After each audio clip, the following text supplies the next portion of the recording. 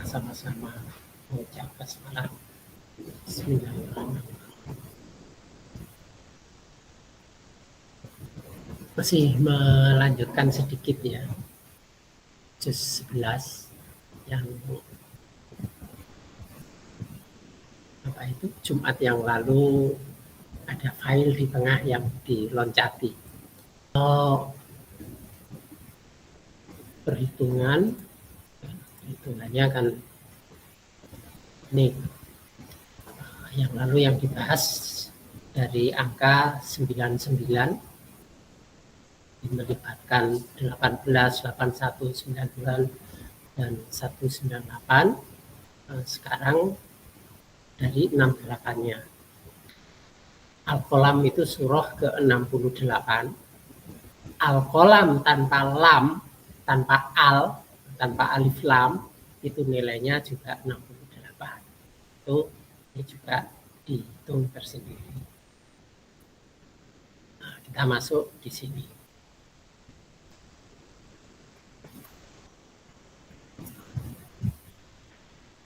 Kita mulai dari kata Al-Qalam. Analisis dari huruf-huruf pembentuknya. Ada lam takrif al. Lam takrif al itu huruf ketiga satu. Ini huruf double. Kalau bahasa Indonesia itu namanya apa ya? Huruf double itu diftong ya. NG, NY. Nah, ini alif dan lam itu al. Ini lam ma'rifat sebagai faktor penentu. Karena sebelumnya dalam keadaan nakiroh itu semuanya tidak tertentu, tidak jelas. Tapi begitu ada al atau bahasa Inggris ada the, maka itu menjadi jelas. Itu menjadi definite atau ditentukan. Makrifat.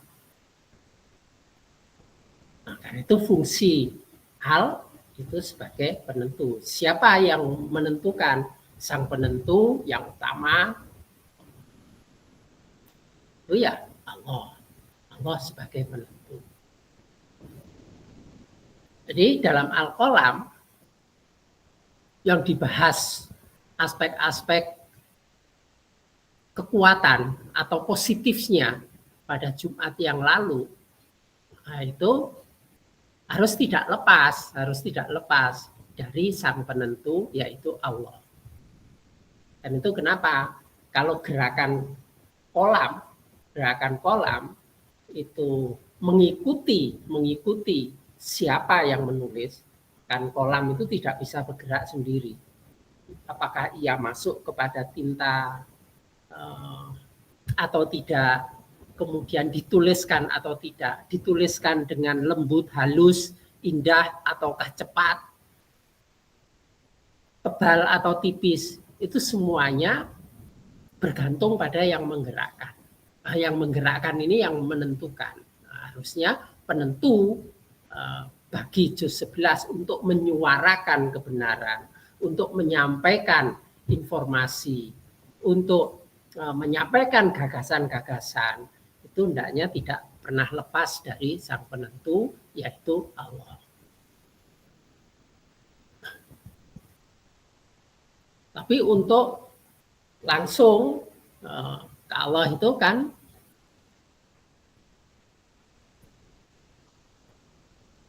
apa itu berat, jauh bagi manusia karena banyak hijab-hijab. Nah, itu Allah menyediakan jalan. Jalannya apa? Dengan mengirimkan Rasul, utusan. Nah, ini diambil dari huruf lam dan mim. Lam dan mim itu 47. Lam dan mim ini 47. Kalau dilarikan ke surah 47, itu adalah surah Muhammad. Maka dalam Al-Qalam itu tidak boleh lepas dari Allah dan Rasulnya.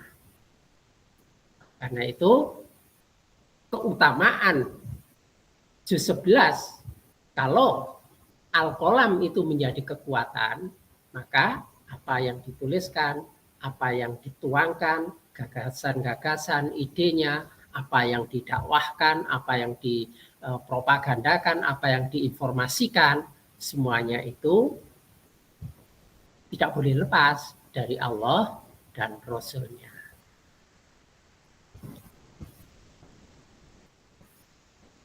Allah, Muhammad sebagai Rasul-Nya. Tapi manusia zaman sekarang kan tidak ketemu langsung. Nah, itu melalui ajarannya, yakni wahyu. Mim. Mim huruf kedua 4 yang kalau dilarikan ke surah adalah surah An-Nur. Nah, itulah Al-Quran itu sebagai cahaya. Dan itu sifatnya menerangi. Kalau cahaya ini meresap pada hati, hati pun itu juga menjadi bercahaya. Jadi sambungan usul nah, itu kepada Allah dan Rasul-Nya, yaitu dengan wahyu ini. Nah, karena itu sifat Al-Quran itu ya membuat hati itu menjadi bercahaya. Kalau hati bercahaya, maka ide apapun yang dituangkan itu adalah cemerlang. Tetapi tidak bisa begitu, kecuali jalannya itu harus beriman. Lam huruf ke-23, kalau disarikan ke surah adalah Al-Mu'minun. Al-Mu'minun orang-orang yang beriman. Nah, jadi tidak mungkin orang itu mau terhadap 3 hal itu. Beriman, beriktikad, mengikatkan diri pada wahyu, Rasul, dan Allah, kecuali iman.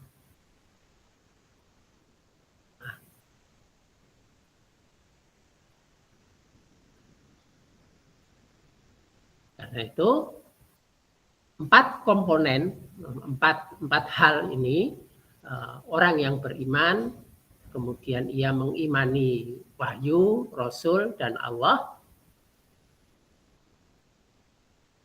ini tidak lepas dari keseluruhan makna kekuatan Al-Qalam. Secara praktis perwujudannya,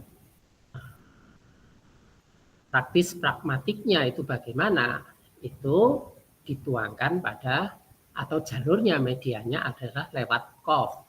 Qaf itu akal dan juga hati. Kenapa dikatakan akal dan hati? Karena kalau menurut Al-Quran, akal itu letaknya di hati. Orang yang tidak menggunakan akal dikatakan walahum kulubun layak gilu nabiha. Nah, itu ada kulub, ada hati, dan ada akal, yakilu. Nah, karena itu akal itu menurut konsep Al-Quran itu berbeda dengan logika. Sebab logika itu akan terbatas pada hal-hal yang empirik. Di luar yang empirik itu tidak mampu. Tapi kalau akal itu mencakup yang empirik maupun non-empirik. Nah, akal merupakan bagian dari hati. Ini keseluruhan huruf-huruf yang diisyaratkan oleh Al-Qalam. Maka Al-Qalam itu menjadi tajam, bermakna, menerangi, kemudian membangkitkan, bisa menjangkau jauh ke depan, memacu kemajuan peradaban, itu tidak boleh lepas dari ini. Ini isyarat-isyarat dari huruf-huruf yang ada. Kemudian sifat-sifat yang melekat. sifat-sifat yang melekat. Pada al-qalam, kalau ini berkembang sebagai kekuatan juz 11. Sifat keterpujian. Sifat keterpujian Muhammad. Yang lalu muncul Asmaul Husna Al-Hamid. Al-Hamid itu dari Hamidah. Muhammad ini juga dari Hamidah. Sifat yang terpuji. Dan pasnya dasar Muhammad atau jiwa Muhammad ini juga ada di juz 11 sebagai penonjolan sifat. Juz 11 itu penonjolan sifatnya itu adalah Muhammad. Maka yang melekat atau sifat yang menonjol itu ya jiwa Muhammad pada orang-orang juz 11 ini. Nanti kalau membahas penonjolan sifat. Penonjolan sifat ini diperkuat pada halaman 7 dan 13 kalau ia berkembang sebagai kekuatan. Terpujinya itu apa sih? Terpujinya Muhammad. Muhammad itu senantiasa mengajak pada kebaikan, senantiasa berbuat kebaikan, tidak peduli walaupun dibalas dengan kejahatan. Itu namanya terpuji. Kalau berbuat baik itu mendasarkan dia harus berbuat baik. Ini berdagang kalau begini. Tidak bisa dikatakan terpuji. Dia sama-sama cari keuntungan. Itu bukan sifat keterpujian. Keterpujian itu ukurannya kalau ia berbuat baik mendapat balasan buruk, tetap berbuat baik. Ini yang namanya terpuji. Allah Maha terpuji. Allah memberi rezeki segala macam, memberikan nikmat.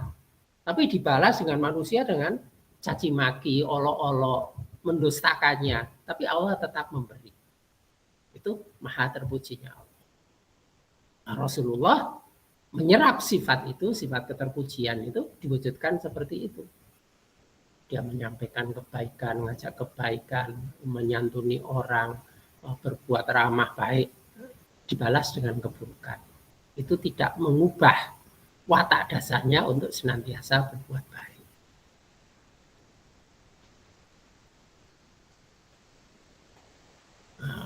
Sifat keterpujian itu ditambahi dengan adanya jiwa pisang. Jiwa pisang. Qaf dan lam itu 45. Nah, kalau diambil huruf qaf dan lamnya itu 45. 45 itu kata tolhin atau tolhun. Pisang.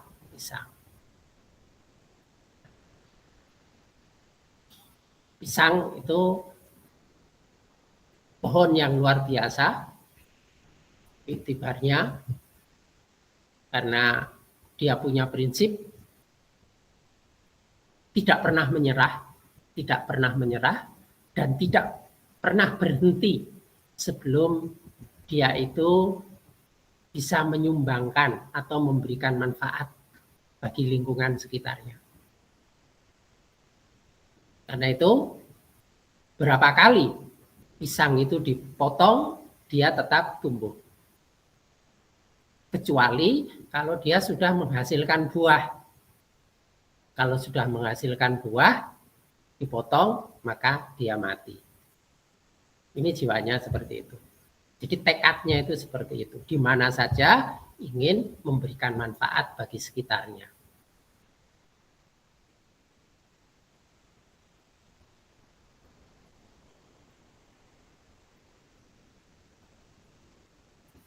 Pisang itu bermanfaat segala unsur atau komponennya mulai dari daun, batang, buah maupun sampai akarnya.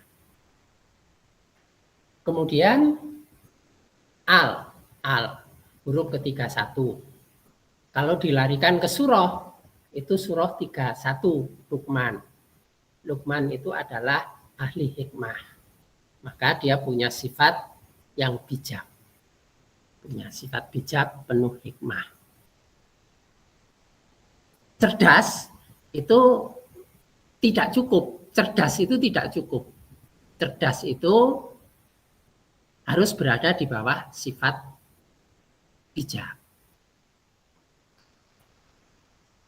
Yang menentukan seseorang ngambil keputusan dan itu tidak merugikan pihak lain, manfaatnya bisa diperoleh, mudorotnya bisa diminimalkan, itu dari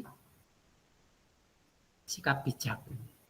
Dia senantiasa bisa mengambil sisi hikmah.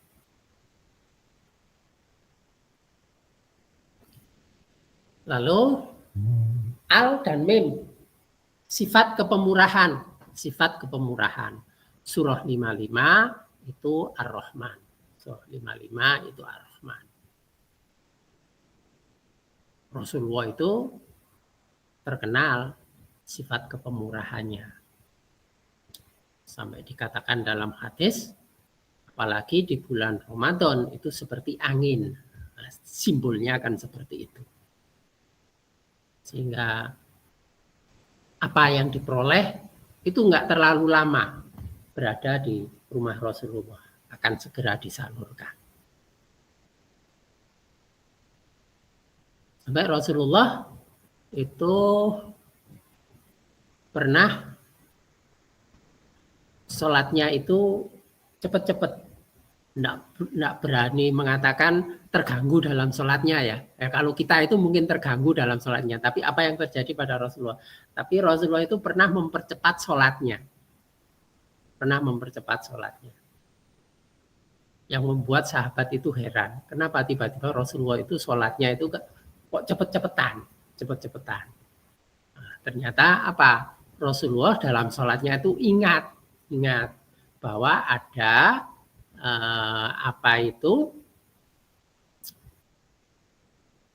harta sedekah yang belum disalurkan. Jadi Rasulullah itu dalam sholatnya itu ternyata juga pernah mengingat yang lain. Tapi yang diingat itu harta yang belum disalurkan. Kalau kita itu ingat harta yang belum diperoleh. Kapan muncul. Iya. Itu membuat Rasulullah itu mempercepat.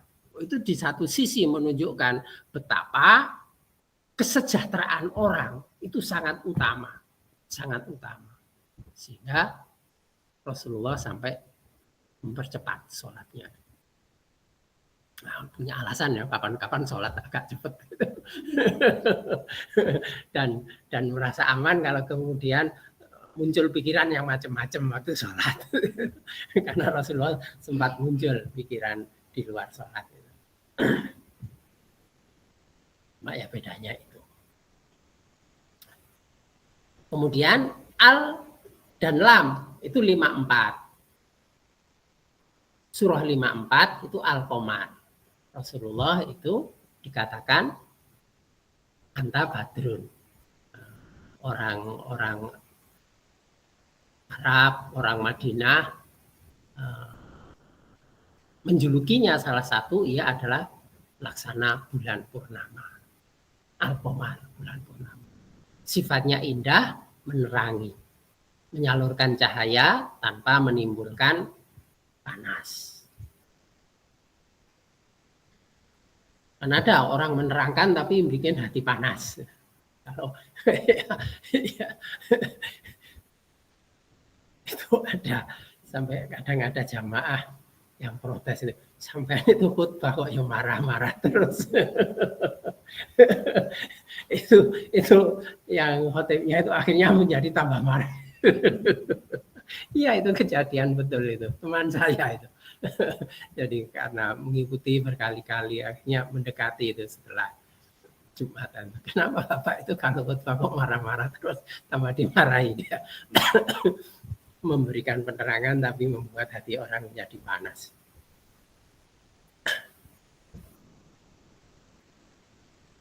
Bi'ahda kembali ke 68-nya dengan petunjuk. Yaitu karena tidak lepas dari Allah, Rasul, dan wahyu. Karena itu kalau ia menerangi, itu juga dengan petunjuk.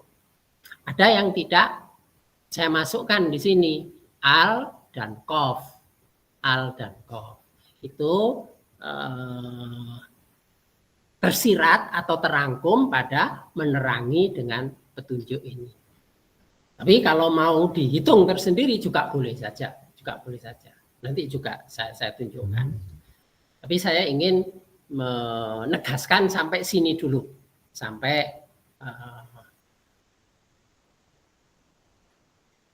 yang tergambar ini. Jadi ada al-mim, al-lam, belum memasukkan al-qaf. Kembali ke kolam dasarnya atau surahnya itu adalah 68. 68 itu diada dengan petunjuk. Karena menerangi itu tidak boleh keluar dari petunjuk. Dari sini jumlahnya 446. Sini jumlahnya 446.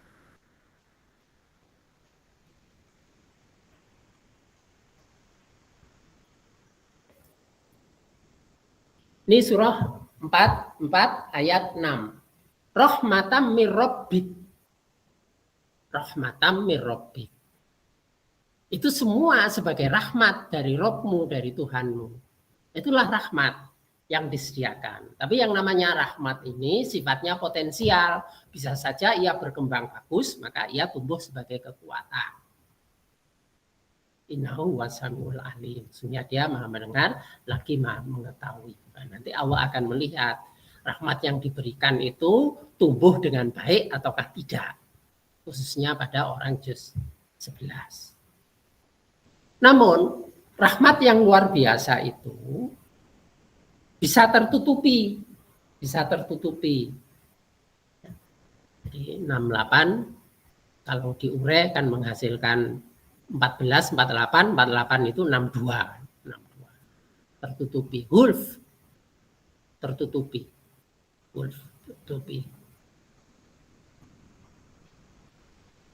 Oleh apa? Oleh qaf mim. Qaf mim itu 44. 44 itu ad-dukhon. Kabut. Apa kabut? Wisro. Dosa. Nah, dosa itulah yang menutup potensi-potensi kecemerlangan, potensi-potensi utama yang dimiliki juz 11.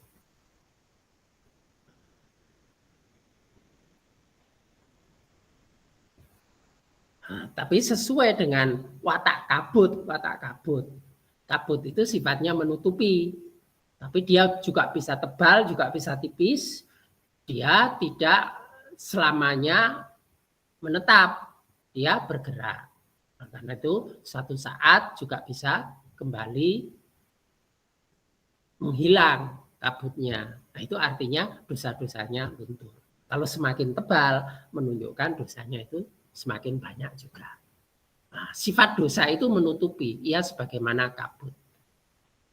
Maka keutamaan, kecemerlangan yang ada itu menjadi tidak terlihat lagi dan tidak berfungsi. Tertutup kabut dosa, juga terhijab oleh sifat tinggi hati. Apa disimbolkan dari gunung Atur.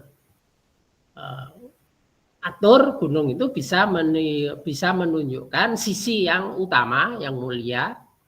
Kalau dia hatinya bersih, maka gambar gunung itu bisa membuat orang mempunyai jangkauan wawasan yang luas. Orang dalam ketinggian itu bisa melihat dalam kawasan yang lebih luas. Orang yang berada di posisi rendah itu pikirannya sempit. Sebaliknya, orang berada di puncak itu juga mudah untuk menjadikan orang tergelincir pada tinggi hati. Nah, tinggi hati itu konkretnya apa? Menyerap atau mengikuti sifat kesombongan. Yastakbiruna, sombong. Tinggi hati itu dalam wujud kesombongan. 68 itu iblis. Iblis. Nah, karena itu apa? Karena 68 itu juga iblis. 68 itu al-qalam, maka bisa saja yang tertulis, yang tersuarakan, ya, yang diekspos itu adalah tulisan-tulisan iblis, ide-ide iblis, gagasan-gagasan iblis, suara-suara iblis. Jadi bisa satu sisi itu dituntun oleh Allah atas dasar teladan petunjuk dari Rasulnya, dan semuanya itu diabadikan pada wahyu Al-Quran.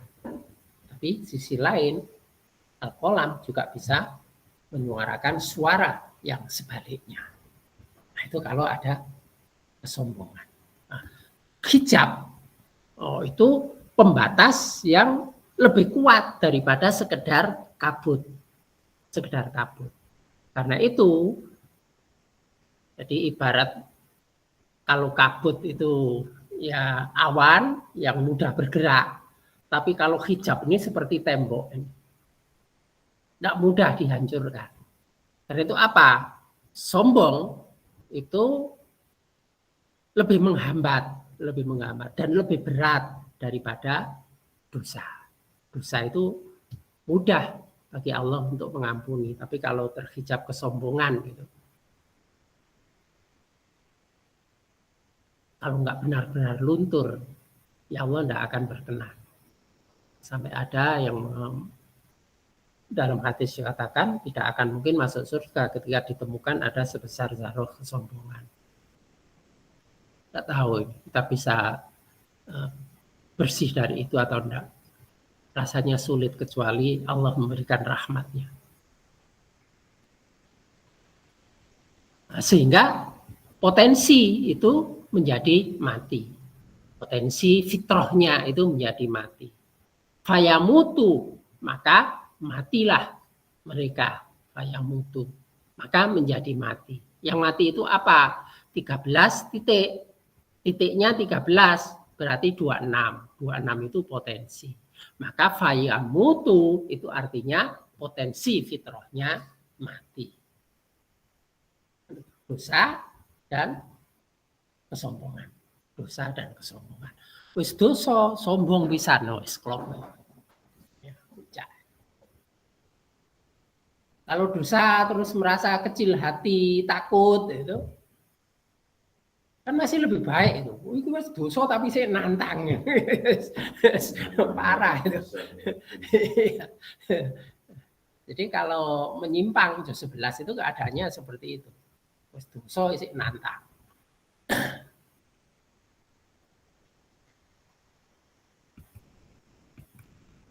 Nah, ini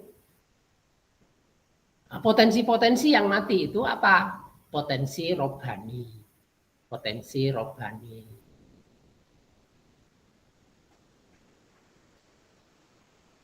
Itu pada ayat yang tadi 44 ayat 6 itu Allah memberikan rahmat, nanti ditambahkan dikaitkan dengan surah 8 ayat 53 ya.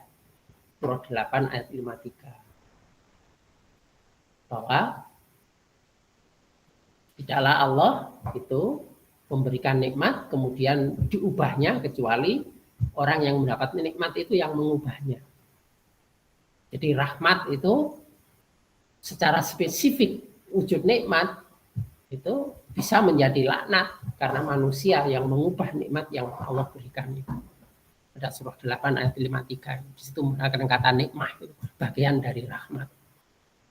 Ingat bahwa potensi-potensi yang baik itu bisa diubah. Mestinya tumbuh terus mati. Di antaranya apa yang pokok itu? Ada angka 14.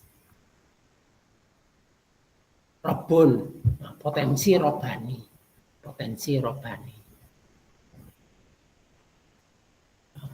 Manusia robbani itu apa? Nanti dilihat lagi di surah 3 ayat berapa itu? Tidak mungkin Rasul itu mengajak orang untuk menyembah dirinya, kecuali mengajak untuk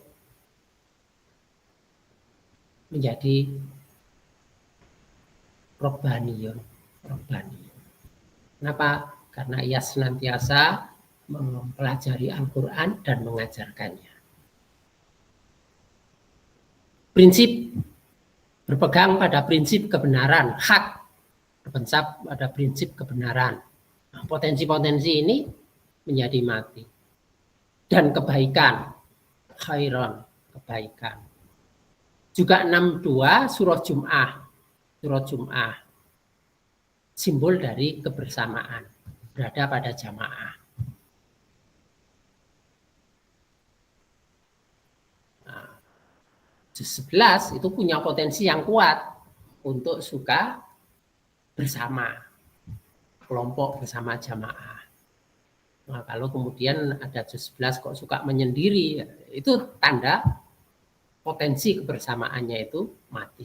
Juga arus sifat rosid itu, tadi kan ada kata rosidun, ulaikum rosidun. Itu yang kalau di surah 49 ayat 7, itu penjelasan dari rahmat tadi. Tetap bisa dipakai, hanya saja tidak ditambahkan dengan 51. Kecerdasan. Nah, di dalamnya itu ada kecerdasan yang ditambahi dengan sifat bijak, itu menjadi cerdik. Itu sifat rosad.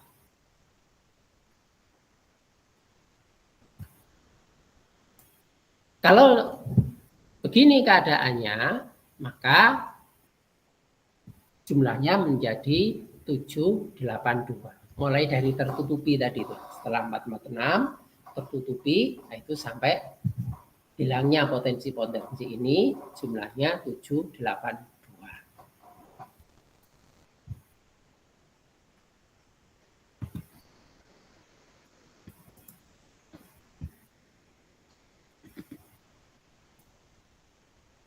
Surah 7 ayat 82. Wa makana jawaba qaumihi illa angqalu akhrijuhum min qaryatikum innahum unasu yatatahharun. Tidak ada jawaban kaumnya selain berkata, usirlah mereka, Lut dan pengikutnya. Ini jangan terus melihat Nabi Lut, kisah yang sudah selesai. Nah, ini kaitannya dengan bahasan tadi ya, potensi-potensi yang utama tadi itu. Keterpujian, robbani, kebersamaan, kecerdikan, semuanya itu terusir, usirlah mereka. Yaitu potensi-potensi yang utama tadi itu dari kehidupan dirinya. Nah, tapi ambil dari sini saja ya, bagian awalnya saja. Tidak ada jawabannya kecuali usirlah mereka dari negerimu. Itu maksudnya bunuhlah potensi-potensi yang utama tadi. Potensi yang utama tadi sebagai semuanya yang diterangkan di sini. Keterikatan yang tidak bisa lepas dari Allah, Rasul, dan wahyu, keimanan dan merasa indah dalam keimanannya. Manusia beriman itu apabila merasakan keindahan dalam keimanan dan kemudian benci pada kekafiran, kefasikan dan kemaksiatan. Terpuji, jiwa pisang, bijak, pemurah, menerangi dengan petunjuk. Nah, itu semuanya terusir, menjadi hilang. Termasuk potensi sebagai manusia robbani, prinsip benar baik, jiwa kebersamaan dan kecerdikan. Itu yang diusir. Maka jatuhnya menjadi kelemahan. Nah, ciri yang mudah tampak ketika potensi-potensi positif itu berubah menjadi kelemahan, maka Yang pertama, muntadirun, suka menunda-nunda, suka menunda-nunda. Oh, aslinya Jumat yang lalu kan dia katakan juz 11 itu cakcek, bersegera, gesit. Tapi kok suka menunda-nunda, itu karena ada potensi fitrah yang mati. Maka lebih suka menunggu, menunda. Qaidun, pasif, tidak memiliki inisiatif. Duduk pasif. Naimun, tidur dalam ruang hening. Ya. Naimun itu 1.30, tapi di atas hamzah itu ada ya kosong. Ya kosong itu ruang hening. Jadi tidur dalam ruang hening. Apa? Wakeh ngelamun berkhayal. Ya, tidur dalam ruang hening. Banyak ngelamun berkhayal. Oh, bisa juga tidur beneran, tapi sebenarnya tidak tidur. Jasadnya kelihatan tidur, tapi pikirannya melayang-layang. Itu modelnya seperti itu. Gampang menjadi sedih dan merasa susah atau sulit di dalam hidupnya. Karena itu juz 11 itu jangan gampang mengumbar cerita tentang kesedihannya, tentang sulit susahnya hidupnya, nanti ketahuan. Tapi kalau nggak ditahan, ya nggak kuat. Ngempet deh. Tapi kuat, biasanya dia kuat karena tanah. Tanah itu, 11 itu kan tanah. Tanah itu yang di dalam itu seperti apa? Banyak yang tersembunyi, banyak rahasia. Banyak rahasianya 11. Banyak yang tidak kelihatan. Termasuk kesedihan, susah sulitnya itu sering ditutupi. Kehancurannya itu bisa betul-betul parah, tapi ya ditutupi. Tapi sumbernya itu ya dari itu tadi, potensi fitrahnya itu diberi kesempatan untuk berkembang menjadi kekuatan, ataukah diusir, ditenggelamkan, dihijab sehingga menjadi mati. Nah itu. Ini saja yang kami sampaikan pada kesempatan ini. Jadi ada yang mau tanya, Sus? Yang mana?